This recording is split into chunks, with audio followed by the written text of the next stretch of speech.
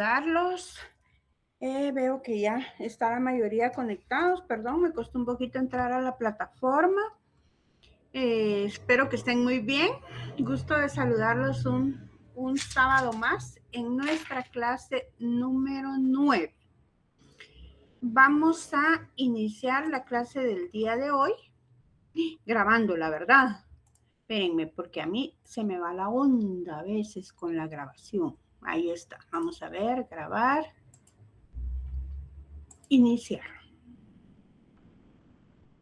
Está cargando la grabación. Como les digo, no sé si es mi internet o la plataforma, pero está un poquito lento.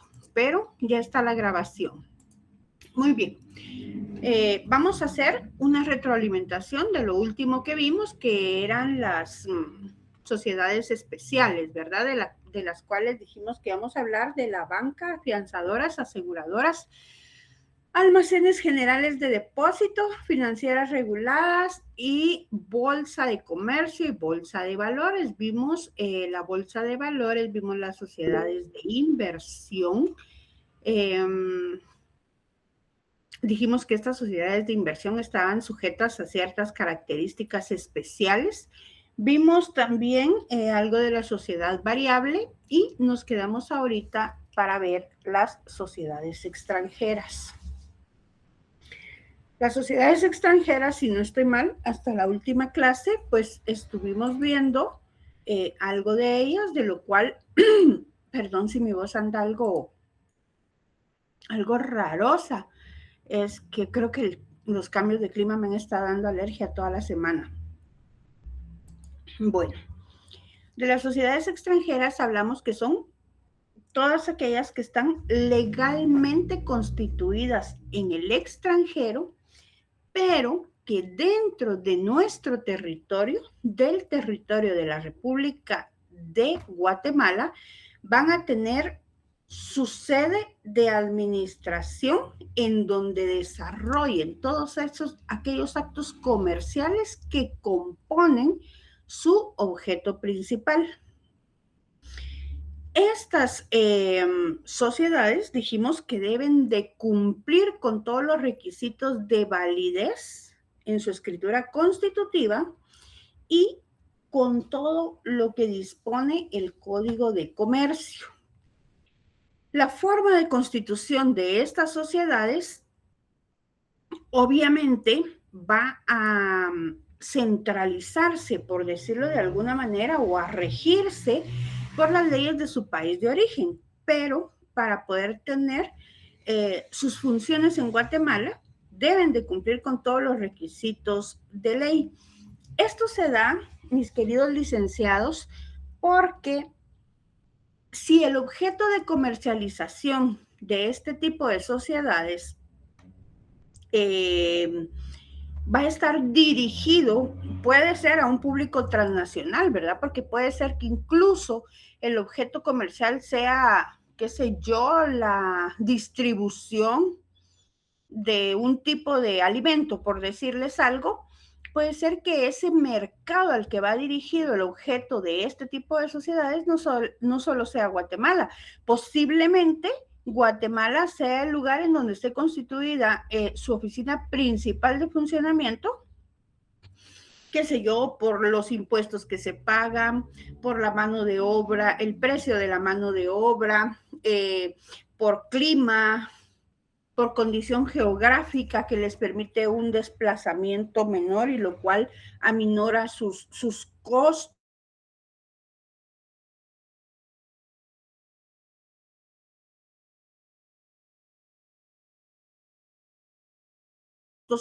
Que tengan parados, pueden ser una diversidad de factores por los que decidan constituir su oficina principal o su oficina administrativa y operativa principal dentro de Guatemala. Y que el mercado sea directamente solo el país de Guatemala. Puede ser lo contrario, puede ser que el giro comercial al que se dedican, sí, efectivamente, solo es de la sociedad guatemalteca, del Estado de Guatemala, porque sean productos muy específicos, muy especializados, y que el índice de distribución o de compra en otros países sea muy bajo, porque se da en la realidad que incluso hay empresas que venden productos netamente guatemaltecos con materia prima guatemalteca, elaborados de alguna forma hasta artesanal, y que los propietarios no son precisamente personas guatemaltecas, sino que la empresa es una empresa constituida en el extranjero, pero que el giro comercial lo haya desarrollado en el ámbito de Guatemala, porque aquí tiene la mano de obra para la producción de estos productos, valga la redundancia, artesanales, y la materia prima también esté aquí, por lo tanto no tiene que importar a sus países esta materia prima y pagar allá a alguien que posiblemente no lo sepa hacer como lo hacen aquí. Y entonces es una empresa que se constituye en el extranjero, pero que radica en Guatemala, y tiene sus efectos dentro de la sociedad guatemalteca, y puede incluso dedicarse al giro de exportación de estos productos. Entonces, una vez que la empresa ha sido constituida, tiene que regirse con la normativa del país en donde fue constituida. Pero una vez que el giro comercial se va a desarrollar dentro del ámbito guatemalteco, debe de cumplir con la normativa, dependiendo del tipo de empresa que sea, con las normas especiales de comercio guatemalteco, ¿verdad? Vamos a poner, y no por hacerle fama a ninguno, ¿verdad? Pero no se me ocurre otro ahorita, a veces la cabeza se le satura a uno, porque esa llamada que escucharon hace un ratito es llamada de trabajo. Vamos a poner un ejemplo claro. Licenciado Carlos Danilo me está hablando. Mi duda podría ser una franquicia, dice. Sí, efectivamente su duda es correcta, podría ser una franquicia también. Vamos a poner un caso muy concreto sin promocionar ninguna marca ni nada de nada. Me disculpan ahí si promociono algo que no es debido, pero no es mi intención. Es solo para que ustedes tengan un claro ejemplo de una empresa que no es precisamente comercializadora común, sino es una empresa dedicada a la banca. Nosotros tenemos no sé cuántos de los bancos de nuestro país, bancos que funcionan en nuestro país, por decirlo más claramente, son de nuestro país, o sus empresas están constituidas en nuestro país. Pero tenemos el claro caso de Banco Azteca. Es un banco mexicano, ¿sí? Sin embargo, desarrolla sus actividades en Guatemala. Entonces, para poder desarrollar, bueno, no solo en Guatemala, o sea, aparte de que lo desarrolla en México, su país de origen, también lo hace en Guatemala. Pero para ser un banco que desarrolla todas estas actividades en Guatemala, como cualquier otro banco del sistema bancario guatemalteco, ha tenido que regirse a la superintendencia de bancos, ¿verdad? Y cumplir con la normativa general, así como con la normativa especial, que es la de la superintendencia de bancos y toda la derivada de la banca y el comercio. Porque si ustedes se dan cuenta, yo no, tal vez voy a decir alguna tontera, ustedes me corrigen, por favor, pero creo que este banco está ligado a un como almacén, no sé si es el nombre correcto, distribuidora de electrodomésticos, incluso motos y cosas así. Entonces, han unido, han fusionado una cadena de giros comerciales a través del banco, ¿verdad? Porque yo creo que todo lo que distribuyen en este almacén del banco o en este comercio, lo puede obtener la gente a través de los créditos bancarios que da justamente ese banco. Entonces se han diversificado sus frentes comerciales dentro de nuestro país, pero para poder constituir la empresa principal, que es el banco, que posiblemente es la que le da vida a la comercialización de todos estos electrodomésticos, motos y no sé qué más cosas venden. La verdad es que no sé. Sí sé que tienen una línea de electrodomésticos y cosas diversas para el hogar. Como les digo, incluso se pueden solicitar, creo yo, a través de un financiamiento, pero justamente de ese banco, a no ser que usted lleve su plata constante y sonante y la pague, o su tarjeta y lo pague, no sé cómo funciona. A lo que voy es que la empresa principal es el banco. El banco no es guatemalteco, es un banco azteca. Es un banco mexicano, Banco Azteca. El banco está constituido con la normativa del hermano país, del vecino país, y para poder constituirse en Guatemala y tener todo el giro bancario, financiero y comercial que también tiene en Guatemala, debe de haber adoptado la normativa que rige nuestro país. Para mí no sé tal. Si ustedes tienen otro ejemplo más claro que ese, pues los escucho. Saben que yo estoy aquí para aprender de ustedes también. Pero ese es el ejemplo que se me viene ahorita a la cabeza para poder hablarse de hablarles de este tipo de sociedades extranjeras, ¿verdad? Que tienen que estar regidas en todas las disposiciones del Código de Comercio, aunque el documento constitutivo se rija con las leyes de su país. En nuestro país únicamente vamos a tener la prohibición del funcionamiento de sociedades extranjeras que se dediquen a la prestación de estas, cuando se dediquen aquí, porque son servicios muy, muy específicos, deben de tener una serie de regulaciones y una autorización estatal, porque esto vulneraría normativa de orden ordinario en nuestro país, valga la redundancia, que es muy específica en lo que dice. A ver, ¿quién sabe qué tipo de normativa es la que estaría violando si tenemos empresas dedicadas a la prestación de servicios profesionales o a la contratación y prestación de servicios profesionales? ¿Qué normativa estaríamos violentando? Otra normativa de orden ordinario. ¿El código de trabajo?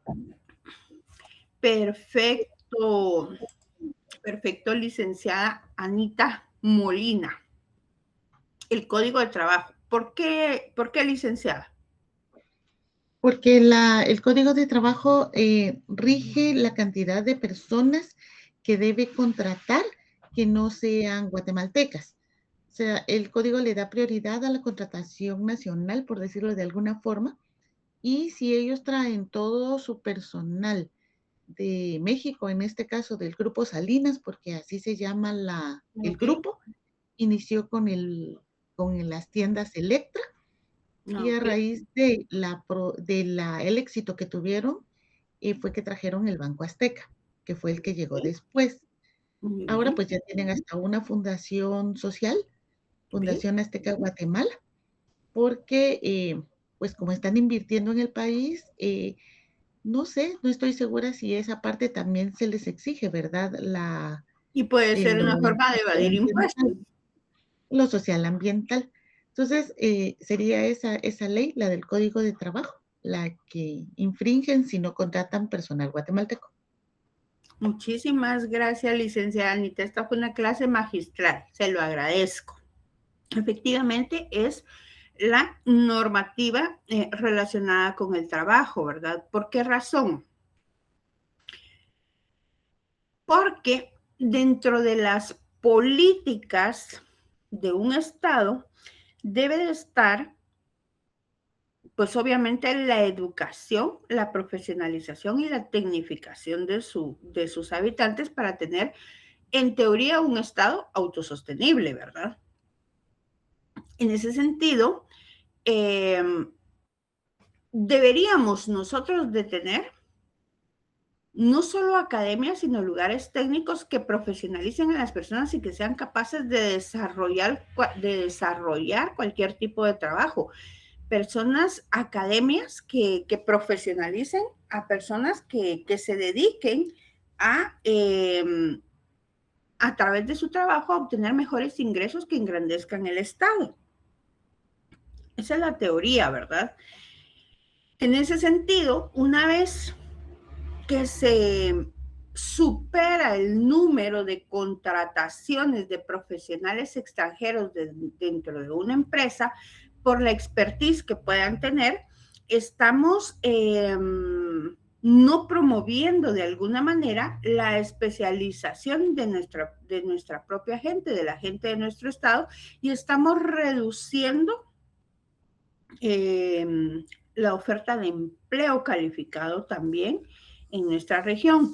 Entonces, por ese lado, este tipo de empresas en las sociedades extranjeras no deben, ¿verdad? No tienen funcionamiento las sociedades extranjeras que se dediquen a la prestación de servicios profesionales. Toda sociedad extranjera como obligación principal para desarrollar sus funciones dentro del territorio nacional es que debe de tener por lo menos un mandatario, El mandatario debe de tener la calidad también de mandatario judicial. Debe estar inscrito como un mandatario judicial, representante legal y mandatario judicial de esa empresa, porque va a ser la persona que reciba todas aquellas citaciones legales para comparecer ante las autoridades competentes en el caso sea necesario dilucidar o representar a su empresa de alguna manera en un conflicto concreto que se dé.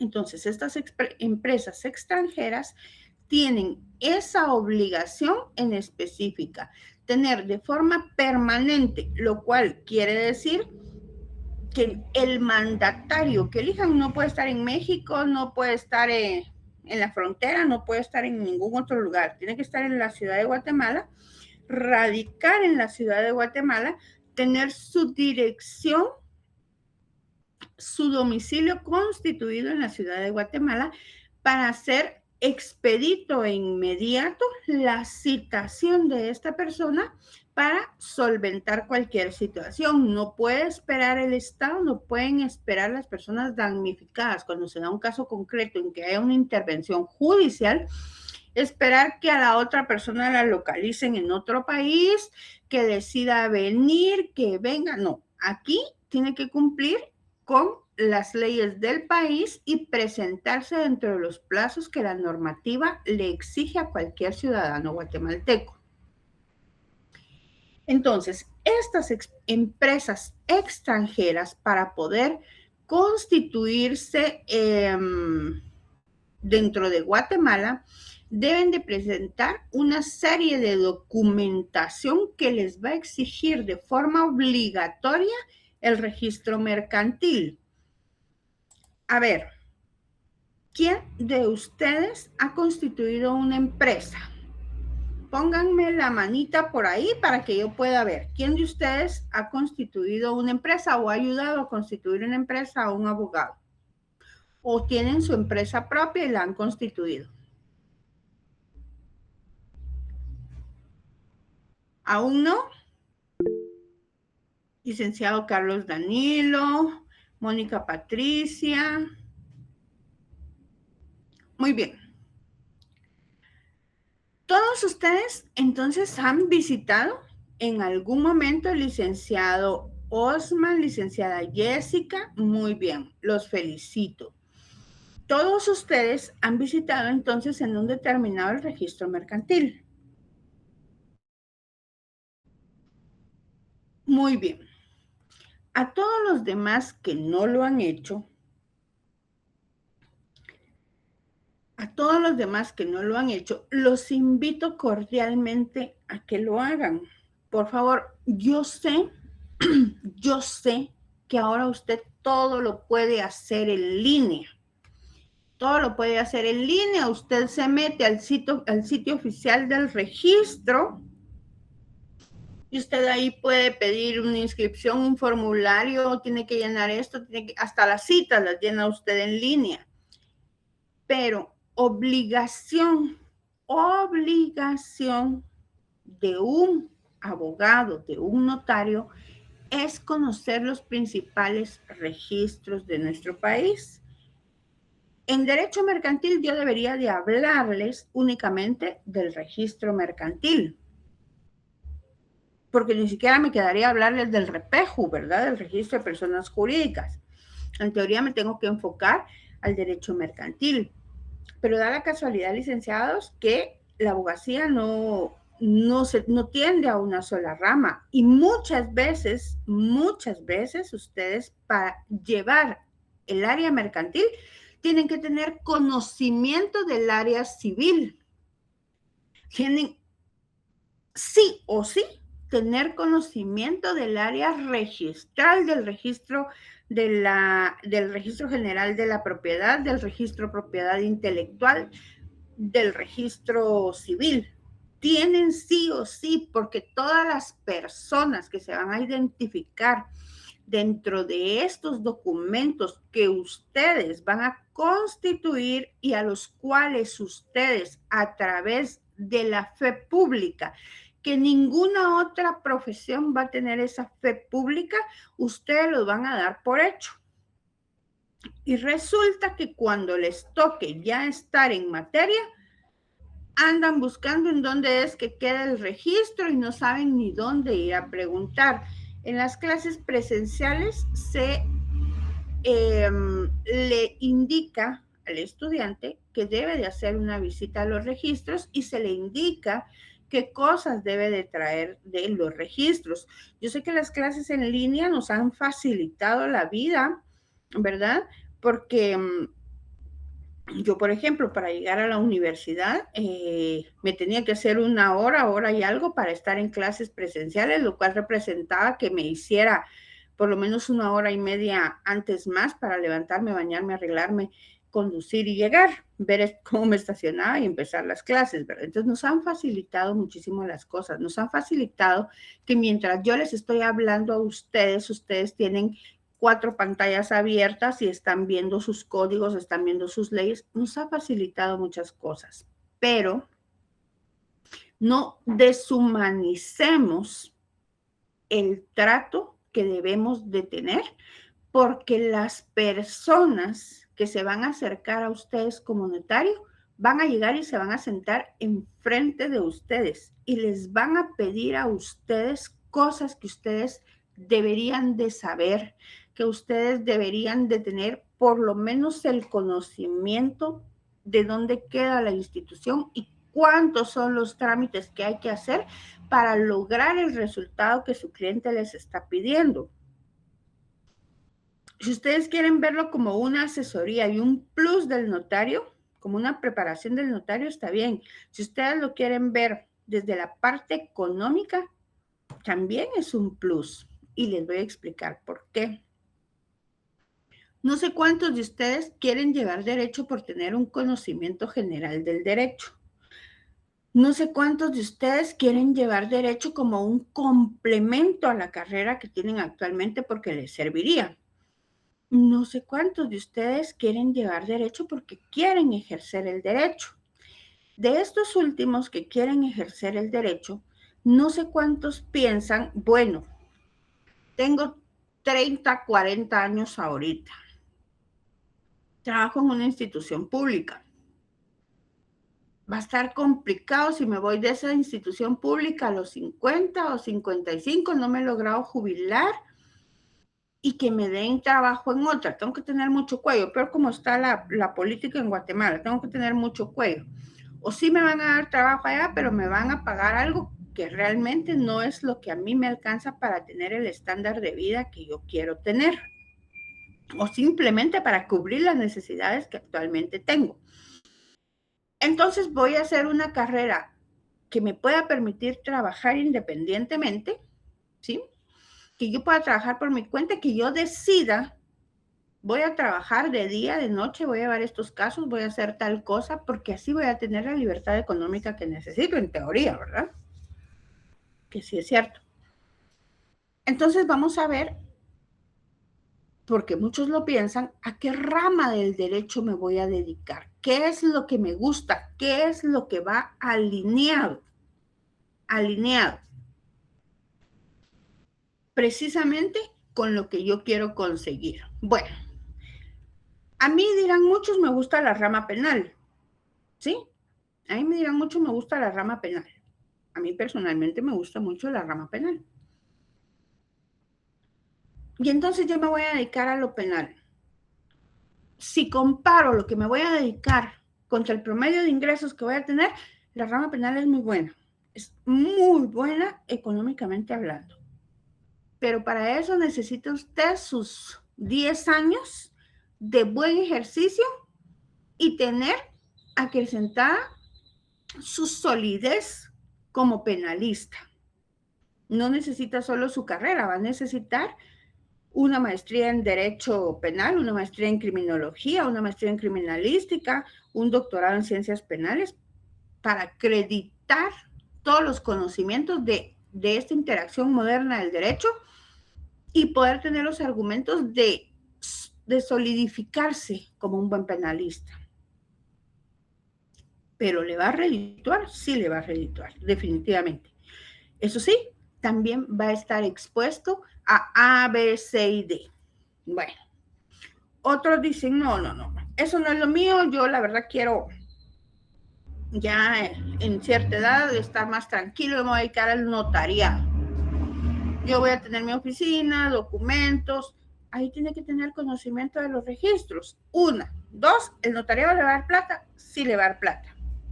Tiene que ser sumamente cuidadoso, porque desde que usted paga sus hojas de protocolo y compra sus especies fiscales, tiene un pie en la carceleta. Eso sí se lo aseguro. Eso lo tiene usted que cuidar más que a lo que más cuida en su vida, y cada cosa que se escribe ahí y cómo maneja eso y lo que pone dentro de eso, lo tiene que cuidar con su vida. Que sí le va a dar plata, sí le va a dar plata, pero ahí está el riesgo. Ahora bien, una ciencia que de alguna forma es menospreciada, o una rama del derecho que es menospreciada, es el derecho mercantil. Sin embargo, si ustedes lo ven desde un punto de vista lógico, esto no es parte de la clase, pero se los doy a ustedes, porque son una clase muy sólida conmigo y todos están muy atentos, entonces se los doy para que ustedes tengan conocimiento. Tómense un momento de su día, de su vida, y averigüen todos aquellos abogados que salen de la Landívar, que salen de la Marro, que salen de las universidades más caras de nuestro país, ¿a qué rama del derecho terminan dedicándose? Más grande, tienen una muy buena preparación presencial, obviamente porque yo he trabajado con muchos de ellos, no todos, los que quieren, pero sí tienen mucho más recursos para poder trabajar y para poder aprender. Es gente que muchas veces sale muy bien preparada. Les va a sorprender saber cuando les digan que el 85% de las personas que salen de esas universidades se dedican a la rama mercantil. ¿Será casualidad? No es casualidad. No es casualidad. Es gente que ha vivido con dinero, tiene dinero, con gente que tiene dinero.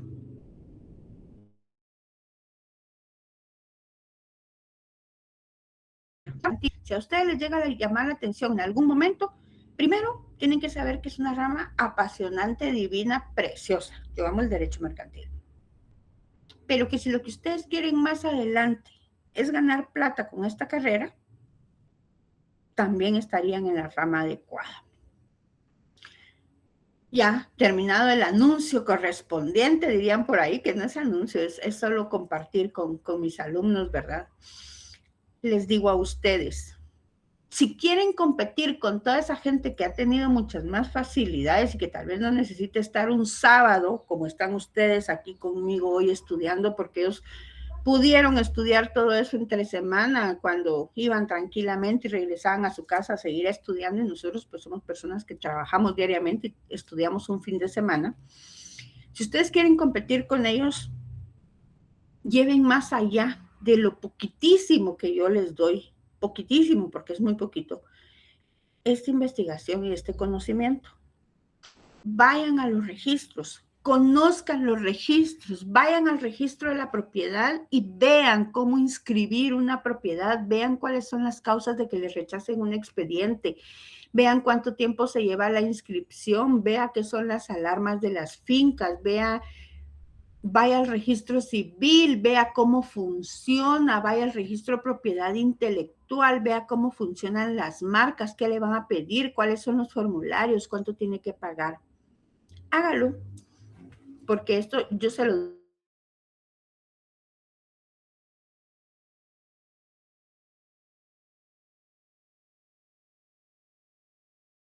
doy.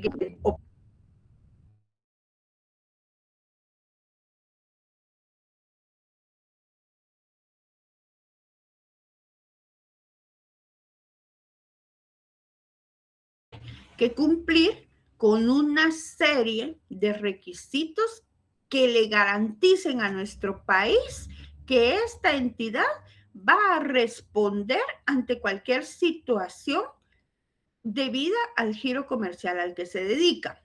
Dentro de estos requisitos que debe de cumplir en el registro mercantil va a ser que tiene que comprobar que está debidamente constituida.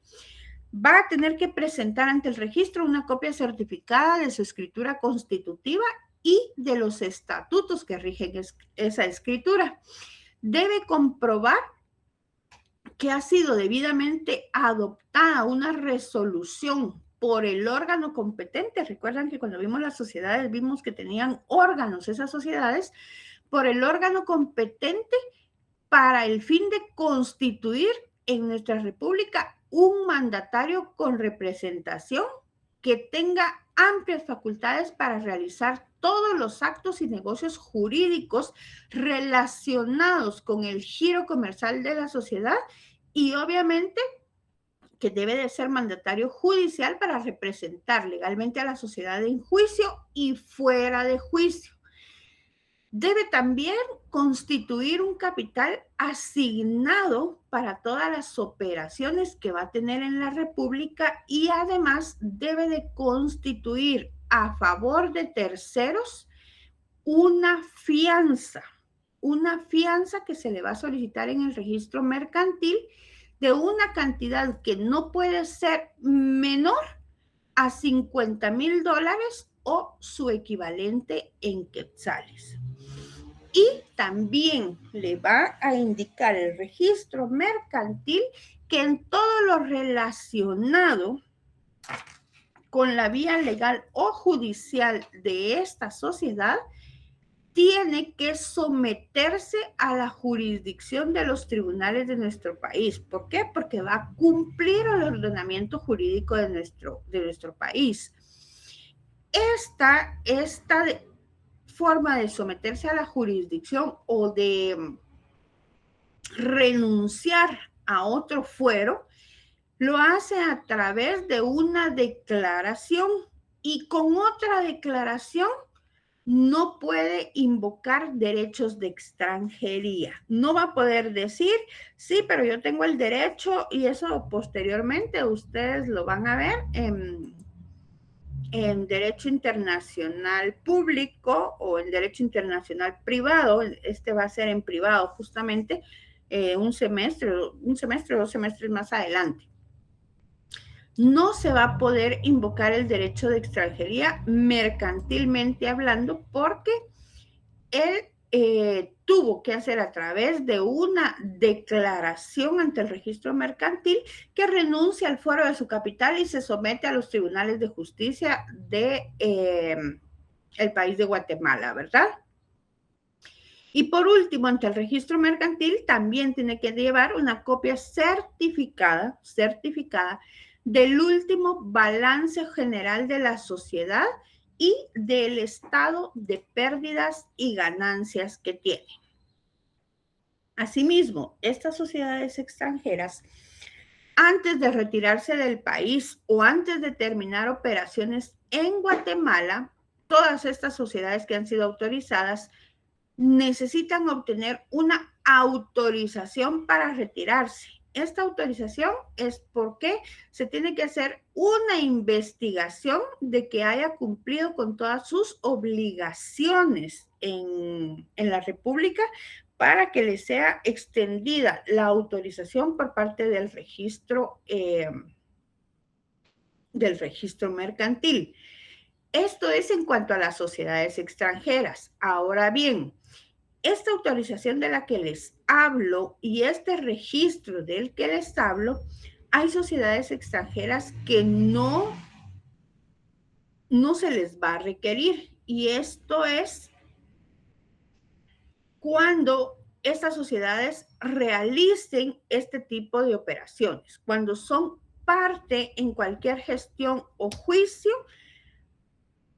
para abrir o mantener cuentas bancarias, para efectuar ventas o compras de agentes de comercio, para gestionar pedidos por medio de agentes, para otorgar préstamos, abrir créditos, emitir, endosar o protestar títulos de crédito, adquirir bienes muebles, derechos reales o bienes inmuebles. Ahí van a regirse no por el registro mercantil, sino por las leyes específicas. Podría ser la ley de bancos u otra y similar. Entonces, todas las sociedades extranjeras que tengan un propósito de operar temporalmente en el país por un plazo no mayor de 2 años, deben obtener previamente esa autorización especial que se va a girar por el registro mercantil para este tipo de sociedades. Ahora bien, ustedes ya se dieron cuenta de una cosa. Yo cuando empiezo a hablar de derecho mercantil parezco loro, ¿verdad? Lero, y sigo. Y yo creo que en ningún momento paro y les digo qué piensan ustedes. Perdónenme, por favor, si soy tan lero. Pero como se podrán dar cuenta, me gusta un poquito el derecho mercantil. Pero terminamos ahí con las sociedades extranjeras. Vamos a otra sociedad. Les pregunto, mis queridos licenciados, y perdón si no lo hice antes. ¿Tienen algún comentario? ¿Algún aporte? ¿Alguna duda? Igual ustedes saben que me pueden interrumpir en cualquier momento, porque yo nunca me callo.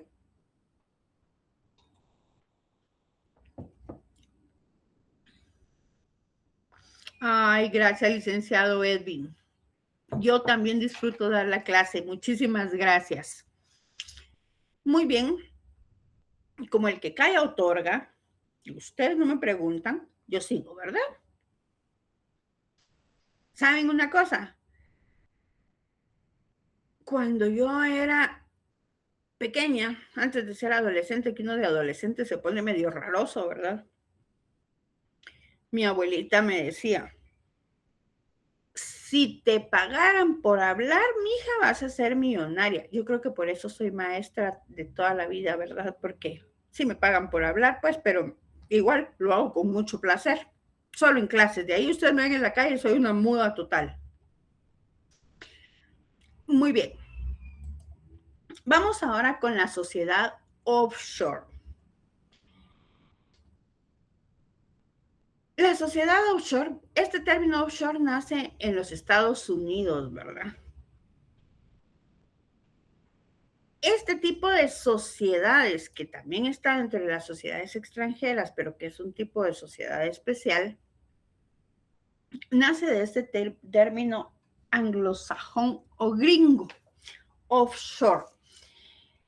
para designar a las personas jurídicas de tipo financiero, pero con la particularidad que van a tener un domicilio legal fuera de las fronteras de ese país, de Estados Unidos. Entonces, todas aquellas sociedades financieras que sean de origen anglosajón, pero que vayan a radicar a otro país, ellos le denominaron sociedades offshore. Dentro de estas tenemos una gran cantidad de bancos estadounidenses que tienen subsidiarias offshore, que son las encargadas de llevar a cabo actividades que están excesivamente reguladas y que soportan una excesiva carga fiscal o están prohibidas bajo las leyes estadounidenses. Lo que abre lo que todos conocemos como los paraísos fiscales, ¿verdad? Como los paraísos fiscales. ¿Por qué? Estados Unidos, bueno, no les hablo del Estados La ahorita que tiene una guerra, aunque sí del Estados Unidos que ha tenido muchas guerras, ¿verdad? Pero Estados Unidos en la visión de unos u otros gobernantes, pues no podemos negar que se ha consolidado como una potencia financiera, ¿sí?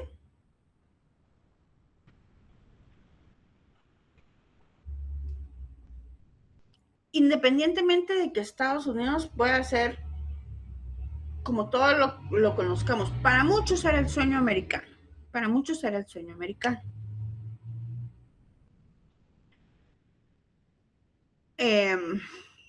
Para otros es un lugar con mucha disciplina, es un lugar con mucho respeto de leyes, es un lugar que ha tenido muchas iniciativas en materia jurídica anglosajona, o sea, dentro del derecho anglosajón.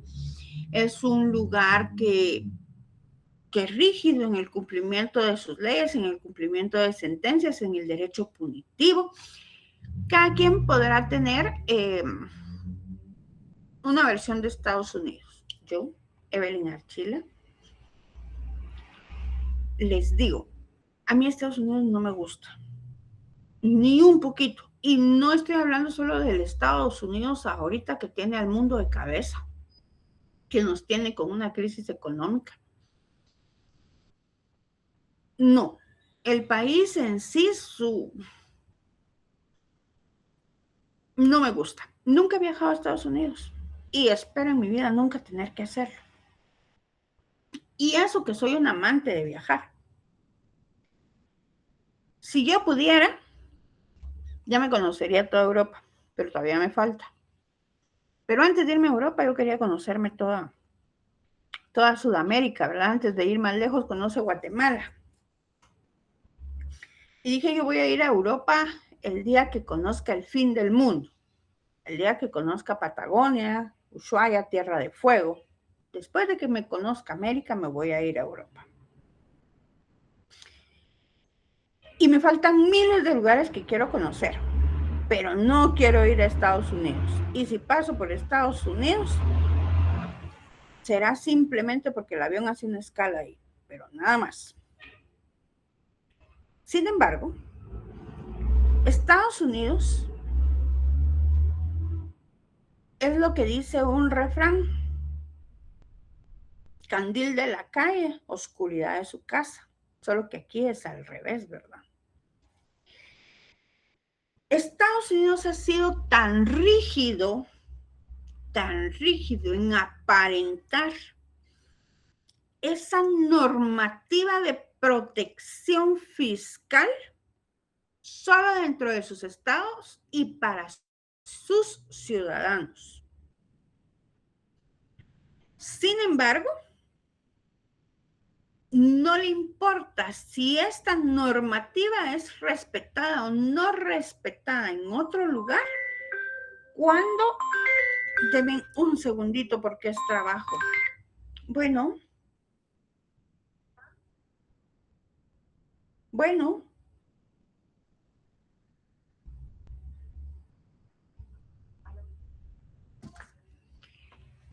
no les importa si esto se respeta o no se respeta en otros lugares. Entonces, viene, saca lo que no puede, no se permitiría hacer dentro de su país, lo saca a otros lugares que sí lo permiten más abiertamente, pero esto le va a redituar ganancias a ciudadanos americanos. Los conocidos paraísos fiscales, Bermudas, otros lugares de conocidos paraísos fiscales, es donde la gente puede tener unas cantidades de dinero en cuentas bancarias que no son investigadas, que no son controladas, que no van a pagar un mantenimiento muy alto, una serie de cosas que se ha constituido a través de estos paraísos fiscales. Y las entidades o las sociedades offshore de las que estamos hablando hoy dentro de nuestra clase de derecho mercantil, son sociedades que se han ubicado en muchas partes del mundo en donde difieran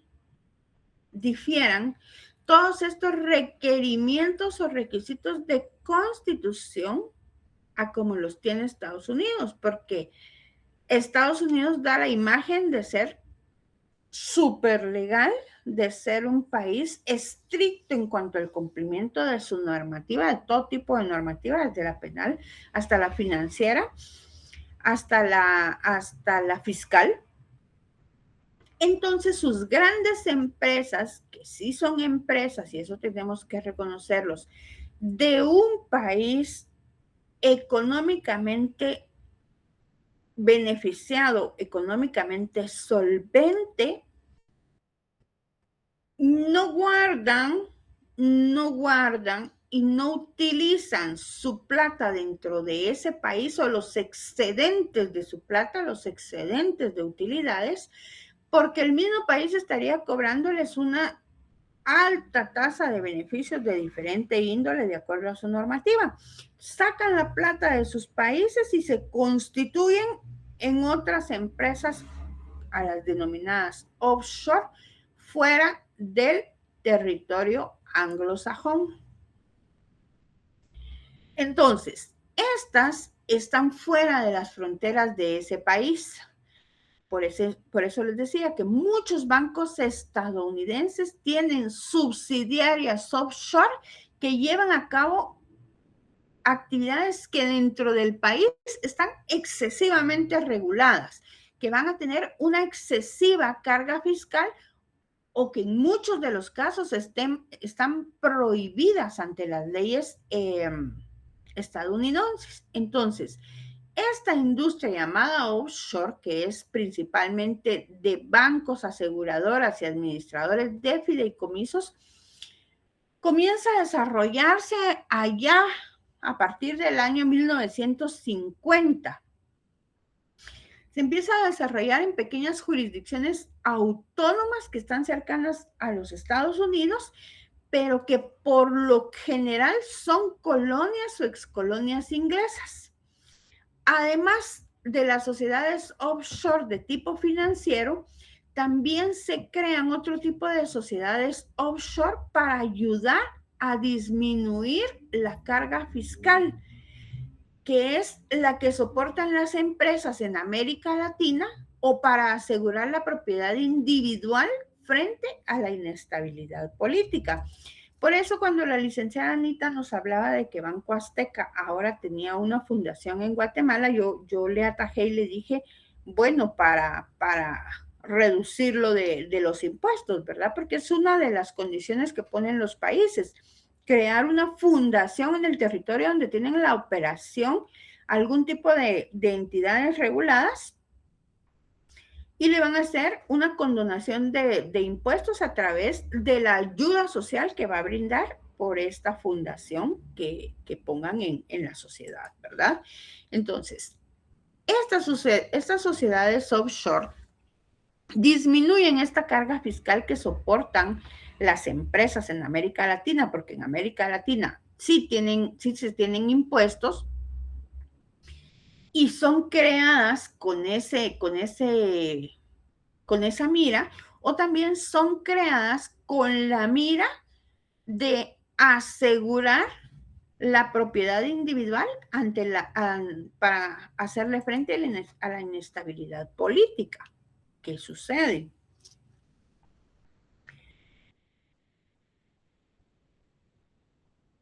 Si tienen un revés en el giro comercial de sus actividades dentro de su país de origen, las leyes de su país de origen podrían ser mucho más fuertes,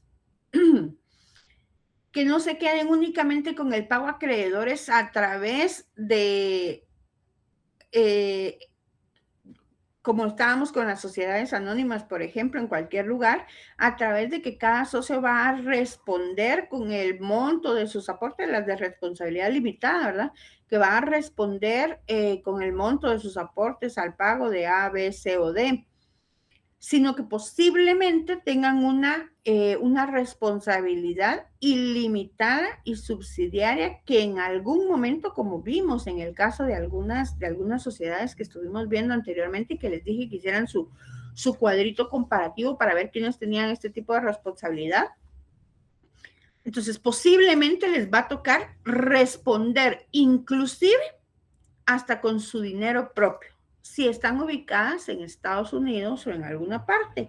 Por lo tanto, para no verse en esa encrucijada, crean sus propias subsidiarias en estos paraísos fiscales que les permita cuidar de alguna manera su patrimonio personal, que obviamente a través del giro comercial se va acrecentando cada día más y van teniendo pues mucha más plata, ¿verdad? Entonces, estas sociedades offshore regularmente se constituyen en estos paraísos fiscales y se caracterizan porque tienen una ausencia total de impuestos directos. No existe ningún impuesto sobre la renta, impuesto sobre las ganancias y del capital, no existen retenciones de cualquier clase, no existen impuestos sobre herencia, legados y donaciones, que ahorita nosotros ya lo quitamos, ¿verdad? Entonces, por eso se constituyen en ese lugar. También se caracterizan por ser muy moderadas de impuestos indirectos, ¿verdad? Entonces es muy baja la tasa de derechos arancelarios que van a pagar en esos paraísos fiscales, ¿verdad? Este tipo de sociedades offshore, prácticamente la única carga que van a tener es en un tipo de impuesto anual para mantener actualizada la incorporación o el registro de la sociedad offshore en el país en donde está ubicada, en el país que es sede. Los criterios que escogen este tipo de sociedades para escoger estos países para tener una sociedad offshore pueden ser muy variados y van a depender siempre o en gran medida de las actividades que sean su giro social, ¿verdad? De lo que ellos quieran llevar a cabo a través de la sociedad. En la actualidad, se reconocen internacionalmente como países o territorios útiles para tener entidades offshore de sociedades, Antigua, Aruba, las Bahamas, Bermuda, las Islas Vírgenes, las Islas Caimán, Dubái, Chipre, Panamá, dentro de otras, ¿verdad? Esas son las sociedades offshore. Y con eso, mis queridos licenciados, terminamos las sociedades extranjeras, que recordaremos, o por lo menos yo sí recuerdo que les dije, que empezamos derecho mercantil de lo general, los comerciantes, cómo se creó el derecho mercantil, Venimos a lo particular, que fueron los tipos de sociedades, y terminamos ahorita con las sociedades extranjeras. Nos fuimos particularizando, ¿verdad? De lo general a lo particular. Ahorita terminamos con lo particular y nos volvemos a expandir a lo general, para que ustedes vayan ya ubicando lo que han conocido hasta ahorita y que sé que sí han aprendido hasta ahorita, y logren asentar más ese cuadro que ustedes tienen comparativo. Licenciado Edwin, mándeme usted. Sí, gracias, doctora. Fíjese que, digamos, ya entendí las ventajas que tiene, digamos, y es muy interesante. Personalmente las he oído hablar mucho, digamos, pero no sabía mayor cosa al respecto, más que se constituían hasta, creo que hasta en 72 horas pueden llegar a hacerlas. Los procesos son muy rápidos, a veces dependen más del tema del envío, pero a mí se me queda un poco más con dibujitos, dijo, entonces no he logrado captar bien, digamos, si usted pudiera dar un ejemplo, pone una empresa aquí en Guatemala y luego qué actividades son las que saca hacia el otro lugar, es el excedente de capital, ¿cómo es que funciona? Digamos, Pero porque ahorita ya me perdió. ¿De qué sociedad me está hablando de específicamente? offshore, Del offshore. Nosotros no sí, tenemos sociedades offshore. o ¿cómo es que le llamó? Pero le Que dijo nosotros tengamos corporativas. como Guatemala, perdón, Mili, que nosotros como guatemalteco tengamos sociedades offshore, posiblemente sí tenemos, y tal vez yo me quedo corta o me quedo mal diciéndole que no tenemos. Tal vez sí tenemos sociedades offshore, pero como no brindan servicios en Guatemala, están destinadas en esos países. Yo no conozco ningún ejemplo en específico. ¿Eso me quería preguntar o No, algo no, diferente? digamos una persona o una empresa, ¿cómo es que hace eso? Decide, ¿cómo es que toma la decisión de sacar ese capital fuera cuando tiene excedente de eso o lo que habló de protegerlo? Muy bien. Una sociedad que tiene un excedente de capital, pero por ejemplo, esa sociedad está constituida en Guatemala, ¿verdad? Y dice, bueno, quiero también hacer una sociedad offshore porque yo tengo un excedente capital. Reúne su capital, constituye su sociedad en el país de origen, pero no desarrolla sus actividades en el país de origen. Vamos a poner que mi sociedad offshore se dedique a la venta de lanchas acuáticas. Yo creo una sociedad de comercialización, de venta, pintura, equipos, repuestos y toda mi comercialización para lanchas acuáticas. En Guatemala no voy a tener un mercado que tenga una plusvalía exagerada, ¿sí? Yo puedo ir y constituir el giro comercial de mi empresa en las Islas Caimán. Ahí creo la empresa, ahí tengo mis cuentas bancarias, ahí ocupo yo la regulación del país. Ahí no me van a cobrar impuestos sobre la renta, que sí me cobrarían aquí por tener la empresa. Ahí no me van a cobrar el porcentaje de IVA o del impuesto a un valor agregado de lo que estoy distribuyendo que me cobran en Guatemala. Ahí posiblemente la mano de obra sea más barata. Ahí voy a tener una serie de beneficios que no tengo en el país donde constituí. Entonces, simplemente yo voy, me establezco en ese lugar y fundo mi empresa en ese lugar. Entonces, lo que yo podría ganar con esta empresa aquí no es lo mismo que voy a ganar allá, porque allá voy a tener utilidades mucho mayores por la cantidad de impuestos y de regulaciones que no voy a estar obligada a cumplir como estoy obligada en mi ciudad de origen. Creo que ahí respondo su pregunta, o no era eso lo que me preguntaba. Sí, sí, me quedó un poco más claro de cómo es por qué nacía la necesidad más que todo. Gracias. La necesidad nace porque cada vez queremos pagar menos impuestos por X o Y. Yo, por ejemplo, pienso, y pienso que así deben de pensar las personas que tienen mucha plata y crean ese tipo de sociedades. yo, por ejemplo, pienso, miro mi pago del mes y miro todo lo que me descuentan de seguridad social y miro lo que me descuentan de ISR y a inicio de año tengo que pagar mi boleto de ornato y tengo taca, taca, taca, taca. ¿Sí? Yo, en mi vida, hará como 20 años, fui una vez al IX, una vez, porque el lugar donde trabajaba me mandó al IX. De ahí nunca más he ido, gracias a Dios, gracias a Dios. Posiblemente tenga que ir en algún momento, ¿verdad? Entonces, mi contribución de la seguridad social es de ley, yo la tengo que pagar. Seguramente está beneficiando a otras personas que la necesitan en este momento. Estoy de acuerdo con eso. Mi impuesto sobre la renta lo tengo que pagar. Pero ¿cuántos de nosotros nos hemos sentado y analizado que muchas veces hacemos una doble tributación de algo? Cuando las personas que están bajo uno de estos renglones presupuestarios, que realmente lo contratamos bajo estos renglones presupuestarios en las entidades públicas, que realmente son un abuso y una simulación contractual.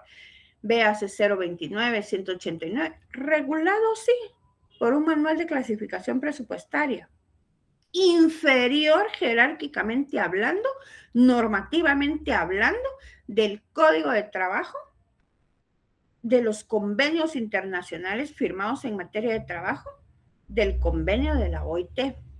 Pero no nos vayamos a los convenios, vámonos al Código de Trabajo que dice que ninguna ley puede menoscabar los derechos que dice el Código de Trabajo. Sin embargo, hay normativa que autoriza el renglón 029, que la persona está laborando continuamente, por lo tanto crea una relación de dependencia y no se le están pagando sus prestaciones en ningún momento, ni siquiera tiene derecho a descanso o vacaciones. Por un 189, que son servicios técnicos, tiene que contratar productos y ahora con la alevosía, ventaja y gravamen que solo se le puede contratar de febrero a noviembre. Hay uno que puede ponerle más productos para que la pobre gente vaya equilibrando los honorarios que percibe. Esas personas, aparte que no tienen una seguridad laboral, económica, una estabilidad, les tienen que facturar, están pagando el IVA, tienen que pagar su impuesto sobre la renta, tienen que declarar de acuerdo al monto. Sin embargo, que ya pagaron el IVA sobre sus ingresos, cualquier cosa que adquieran, van a pagar el IVA de forma indirecta. Cuando les extienden factura, lo están pagando de forma directa.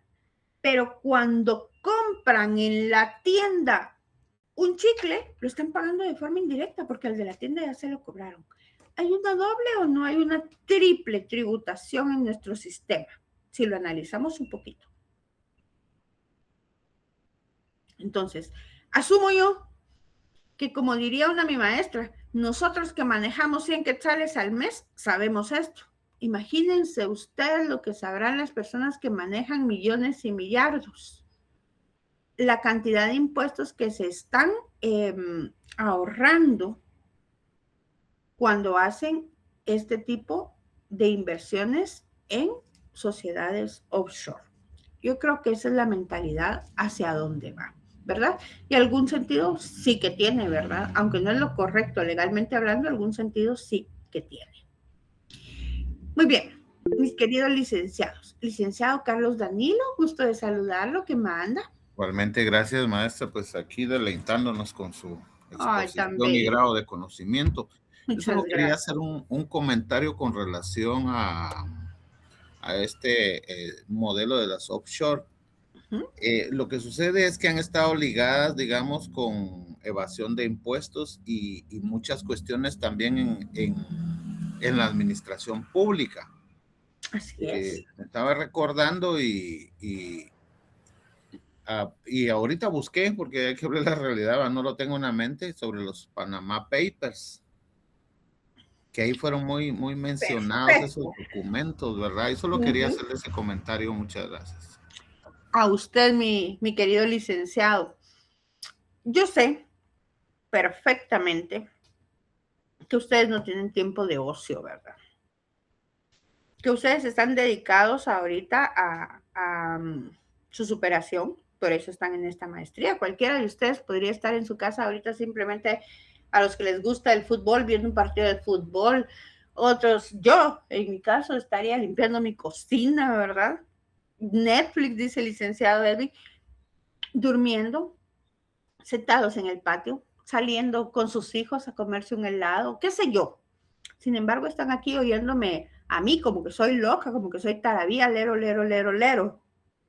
Y ustedes preparándose para rendir un examen para tener ese cartón que se propusieron, ¿verdad? Jugando tenis, dice la licenciada Mónica. Bueno, ahí invita un día, pues. Están aquí precisamente por la razón de que necesitamos esta superación, ¿verdad? Entonces, si nosotros nos ponemos a pensar, como nos estaba diciendo el licenciado Carlos Danilo, esa evasión de impuestos que se pretende hacer es porque yo creo que a la larga la gente justifica este tipo de sociedades o este tipo de acciones en decir, ya estoy hasta el gorro de seguir pagando tantos impuestos, nunca pasar de donde estoy, pero indirectamente estoy enriqueciendo a un montón de lugares. Los impuestos tienen una razón de ser, señores. Los impuestos constituyen el presupuesto de la nación que va a ser destinado a las instituciones, que va a ser destinado a los servicios y a las plataformas de servicio y plataformas políticas, cuando hay un destino adecuado. Sin embargo, en países que no le vamos a decir tercermundista como Guatemala, pero sí en países en vía de desarrollo como somos nosotros, cada uno de nosotros paga una gran cantidad de impuestos, incluso una doble tributación o múltiple tributación en muchos de los casos.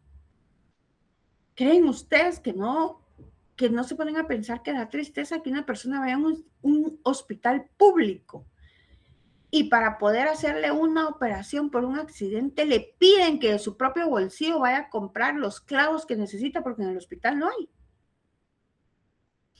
Que muchas veces le dicen que vaya a comprar el oxígeno porque en el hospital no hay.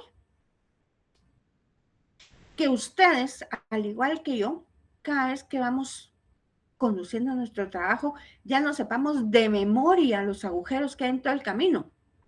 Aunque aparte de los impuestos que pagamos, también pagamos el impuesto de circulación.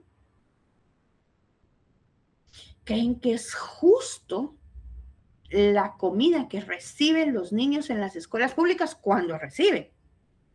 La refacción que reciben para alimentar a una generación que debería ser el futuro de nuestro país. Entonces es cuando se pregunta uno, ¿y a dónde fueron todos estos impuestos? Pues, lamentablemente, dicen dicho por ahí, el que se mete abogado es porque es peleonero, ¿verdad? Ahora dan víveres a los niños, dice el licenciado Edwin Arenas. Me parece muy bien. Dicen que el que se mete a abogado es porque es peleonero. Yo más pienso que el que se mete a abogado es porque tiene la suficiente lucidez para poder criticar las plataformas y poder creer que son dignas de enmienda. Porque un abogado callado, mejor lo ponemos de bibliotecario. Un abogado no debe estar callado. Un abogado debe expresarse. Pero no hablar por hablar, hablar con conocimiento de causa, que es lo que ustedes también van a hacer en algún momento. Hablar con conocimiento de causa. Muy bien, mis queridos licenciados. Como me encanta platicar, párenme la carreta porque si no sigo de largo. Bueno, vamos entonces ahora a la generalidad de la que estábamos hablando. Ya que vimos generalidad particular, vamos a la generalidad, ahora vamos a ver temas generales. Todas las sociedades que vimos van o pueden sufrir en un determinado momento de su vida jurídica algunos factores comunes. estos factores comunes los vamos a denominar modificaciones y alteraciones de las sociedades mercantiles. Así se denominarán estos factores que puede sufrir cualquier sociedad y cuál es el camino que deben seguir al momento de sufrir cualquiera de estos factores. Dentro de estas modificaciones y alteraciones de las sociedades mercantiles puede darse un fenómeno denominado aumento y disminución del capital. Dentro de una política económica nacional real en el estado de Guatemala es un factor sumamente común. ¿Por qué les decía que el derecho mercantil, si quieren ganar plata, pueden ganar plata si lo saben hacer bien? Porque ninguna persona, ningún mortal común y corriente, como dicen que los abogados nos creemos de otra clase, ¿verdad? Ningún otro de los mortales común y corriente va a poder hacer esto si no es a través de usted. Ninguno va a poder disminuir el capital de una sociedad legalmente inscrita en todos los registros si no es a través de un abogado y notario. Tampoco va a poder aumentar el capital de esa sociedad si no es abogado y notario. ¿Qué sucede? ¿Lo va a disminuir? Por X o Y razón de las contingencias que le pasaron a lo largo de la vida que ha tenido la sociedad. Sí, lo va a disminuir porque con esto usted le va a evitar problemas legales a los representantes y a la sociedad en sí, incluso problemas penales.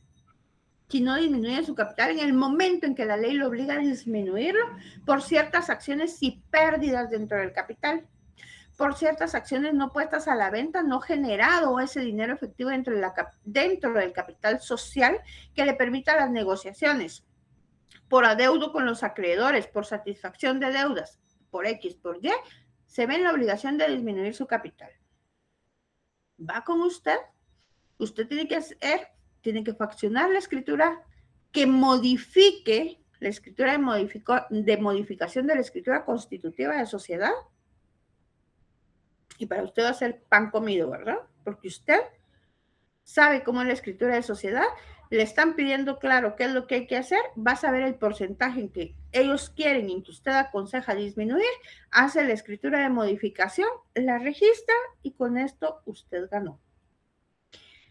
A la sociedad le está yendo muy bien, va a tener que hacer una modificación de su capital social porque quiere expandir sus negocios más allá y quiere tener una interacción comercial con créditos más grandes, de mayor porcentaje, de mayor cantidad en los insumos, servicios, productos, lo que esté comprando, vendiendo también. Y quiere tener esa proyección de solidez para hacer otro tipo de negocios a mayor escala, tiene que aumentar el capital.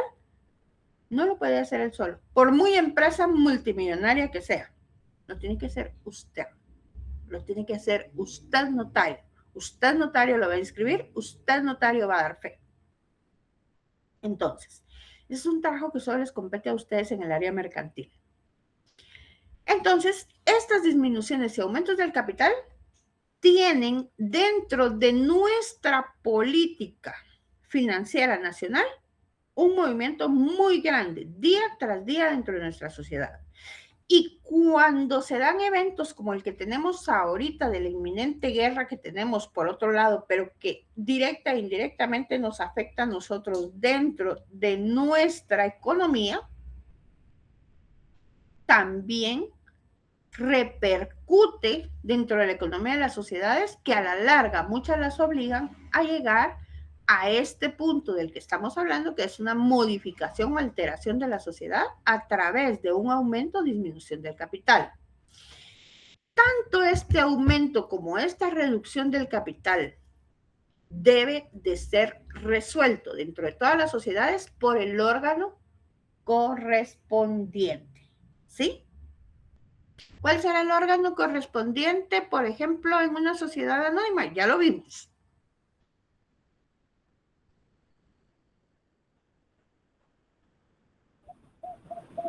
Consejo de Administración, Junta Directiva o Administrador Único, perdón. El administrador único no. Va a ser el órgano de soberanía. ¿Sí? Recuerden que tenemos órgano de soberanía, órgano de administración y órgano de fiscalización. ¿Sí? Esta junta de la cual perfectamente nos habla, ahorita le doy la palabra a mi querido licenciado, esta junta que nos habla el licenciado Osman, definitivamente él está en lo correcto, pero esta junta o está dentro o es el órgano de administración, dependiendo del tipo de empresa que sea. Por eso les dije de su cuadrito. O puede estar dentro del órgano de administración porque hay más personas, o puede ser el órgano completo en las asambleas totalitarias. ¿Qué manda, licenciado Osman? ¿Lo escucho? Gracias, perdón por la interrupción. Buenos días a todos. Con respecto al administrador único, aunque esté tipificado en una de las cláusulas de la escritura de Constitución, ¿no podría? Repítame porque creo que no lo sigo con su pregunta, perdóneme. Ok, como usted hizo la pregunta, ¿quiénes son? Entonces le hablé yo. Entre las que usted me refutó, me dijo que el administrador único no. Entonces, ahora mi pregunta es, si en la escritura de Constitución se plasma en una de las cláusulas que el administrador único está facultado para hacer todo esto, ¿se puede o no se puede, aunque lo estipule la escritura de Constitución? Sí podría iniciar acciones, mas no podría él tomar la iniciativa. Si está en una de las cláusulas, puede tomar la iniciativa de iniciar acciones. Sin embargo, es a través del órgano de soberanía. Por eso es una sociedad, porque hay muchas personas y todos deben de estar de acuerdo. Y el órgano de soberanía lo va a constituir la población de la sociedad. Si usted lo deja constituido y lo deja en los estatutos de una constitutiva de sociedad, efectivamente él puede iniciar las acciones y puede estar facultado de manera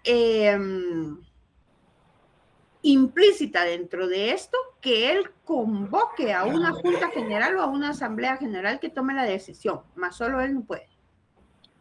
Ok, doctora, ¿me permite robarme unos minutos y dar un ejemplo que me pasó para el cierre del año pasado? Valga la redundancia. Claro. Soy contador público auditor y tengo un cliente que la SAT le exige presentar estados financieros auditados cada cierre de año. Ok, entonces este cliente el año pasado inició a hacer unos trámites legales en migración para poder ingresar a Guatemala, a traer unos venezolanos para trabajar aquí a Guatemala. Ok, entonces migración le pidió estados financieros auditados y también el estado de patrimonio a los accionistas. Cuando se le presentó todo, hubo una refutación en cuanto al capital, porque el capital decía, según el cliente, según mis estados financieros, que ellos no se habían dado cuenta que había un problema internamente desde la constitución de la sociedad, que el capital, según yo y según ellos, era de 3 millones, ejemplo, el capital pagado. Sin embargo, en el registro mercantil existía que era de 5 millones capital pagado. Entonces, quien hizo todas las gestiones fue el administrador único. Yo ya había presentado los estados financieros auditados ante SAT. Tuve que hacer otro procedimiento permitivo alternativo para poder componer todo esto. Después se hizo y se ajustó a lo que decía el registro mercantil y después autorizaron el ingreso de los venezolanos. Solamente, doctora. Muchas gracias, licenciado. Gracias a usted. Perfecto ejemplo el del licenciado Osman. Y no dudo que el administrador único lo haya podido hacer, pero tuvo que haber tenido el respaldo del órgano correspondiente, que debe de ser el órgano de soberanía, porque recordemos que quien lo nombra él es el órgano de soberanía y él le responde al órgano de soberanía. Entonces, todas las acciones sí las hizo él. Seguramente, yo no lo dudo, y usted tiene el caso real y es un claro ejemplo. Sin embargo, esto es una decisión que toma el órgano de soberanía y que ejecuta, en este caso, por lo que está facultado a hacer a través de su constitución como administrador único este representante legal. Muy bien, entonces hablábamos de que el aumento, la reducción del capital debe de hacerse, ¿verdad?, a través del otorgamiento de una escritura que modifica la escritura inicial, la escritura del negocio constitutivo, y debe de publicarse por medio del registro mercantil, ¿verdad? Se debe de hacer por el órgano correspondiente según el tipo de sociedad que implique a través de una escritura de modificación. Debe publicarse por medio del registro mercantil, ya sea el aumento o la reducción del capital. Esta publicación se hace con la finalidad de que todos los interesados en esta sociedad estén enterados para garantizar los intereses de todas aquellas personas que tienen una relación comercial con ellos, ¿verdad? Entonces, esta resolución de aumento o reducción del capital en esta escritura de modificación debe de indicar de forma clara y concreta el monto y la forma en que va a ser pagar lo que están realizando. Me gustaría continuar con ustedes, pero ustedes se tienen que ir a otra clase, al igual que yo, y derecho mercantil es algo que uno no termina nunca más, como lo habla su maestra, ¿verdad? Lo siento. Pero nos vemos en la clase número 10, antes de su siguiente examen. Desde aquí les mando un fuerte abrazo, les deseo un muy buen descanso también, que se vayan preparando para sus próximas pruebas, y en el nombre de Dios los veo el próximo sábado. Fue un gusto estar con ustedes el día de hoy. Un gusto, doctora. Gracias, doctora.